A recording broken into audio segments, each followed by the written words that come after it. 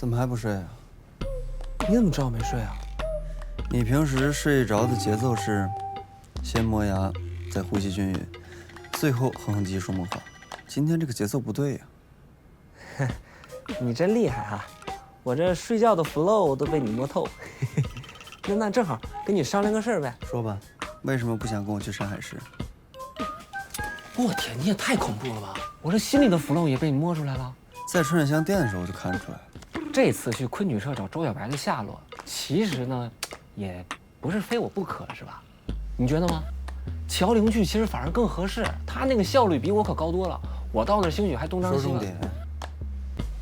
哎呀，何医生明天约了我放人好几次鸽子了，我再不去实在太不够意思了。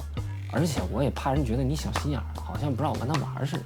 哎，你想去就去啊，可别给我扣帽子。那你同意了？你自己的事情自己决定啊。而且我又不是你领导，也不是你监护人。我这不是尊重你吗？你说我好 partner 啊！你这个人真是越来越好，就这么定了啊！明天祝你一路顺风，打斗成功，晚安。